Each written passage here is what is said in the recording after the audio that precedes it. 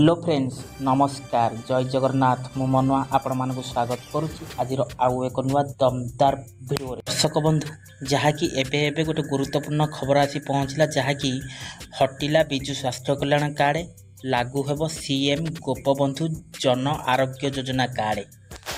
तो दर्शक बंधु जहाँकि आपण मानक मन गोटे प्रश्न उठुव कि विजु स्वास्थ्य कल्याण कार्ड हटला लगे जाऊला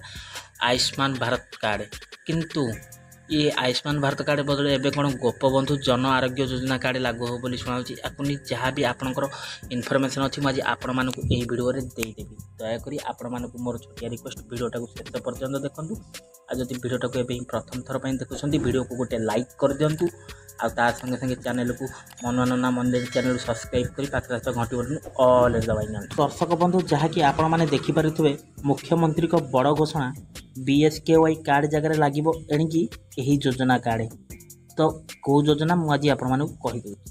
तो दर्शक बंधु जहाँकि विधानसभा मुख्यमंत्री मोहन चरण माझी बजेट उपस्थापन करिसेंती मोट 2,65,000 कोटी टंकार बजेट उपस्थापन करिसेंती आम मोहन चरण माझी नूतन मुख्यमंत्री। बजेट रे आम मुख्यमंत्री मोहन चरण माझी बड़ घोषणा करछंती जहाँकि विजु स्वास्थ्य कल्याण योजना जगार एणिकी गोपबंधु जन आरोग्य योजना आरंभ करछंती सरकार। तो आपण मानक गाइडलाइन रेड कलर रे देखुचे आपण माने देखि पारथबे जहाँकि विजु स्वास्थ्य कल्याण योजना जगार एणिकी लागिवो सीएम जहाँकि गोपबंधु जन आरोग्य योजना कार्ड आरंभ होब बोली सरकार क्लासिफाइड देइछंती जहाँकि राज्यर निजस्व स्वास्थ्य बीमा योजना गोपबंधु जन आरोग्य योजना।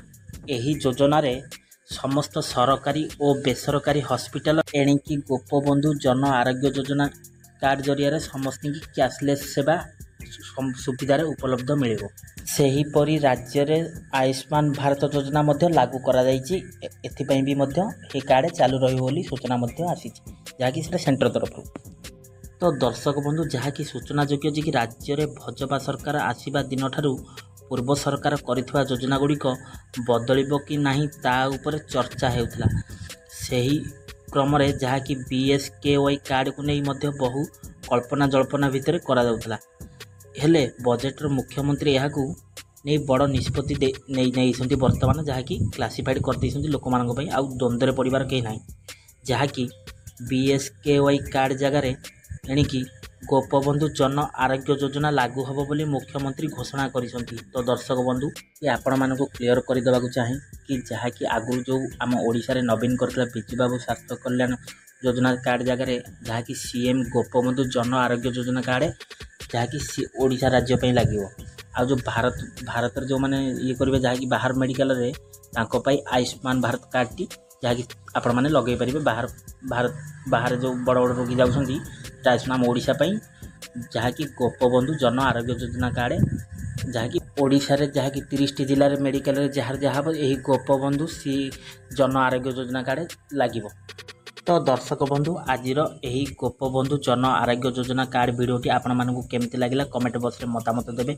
आ जदि एबे प्रथम थर पई भिडियो को देखुछंती भिडियो को गोटे लाइक कर दियंतु आ ता संगे संगे मनोरंजना मनी रेडी चैनल को एबे ही सब्सक्राइब करी पाखे रास्ता घंटी बटन ऑल दबाई न आ भिडियोटी को सांग मानक सहित बहु मात्रा शेयर करंतु जहाँकि से माने जानि परिबे एही जहाँकि गोपबंधु जन आरोग्य योजना विजु स्वास्थ्य कल्याण कार्ड बदली आम ओडिशा रे लागू होउची। आउ आज भिडियोटा को दर्शक बंधु ये रखुच्छी पुणी देखा नेक्स्ट एक एपिसोड से पर्यटन मत विदाय दिंतु रोची नमस्कार टेक केयर बाय बाय जय जगन्नाथ।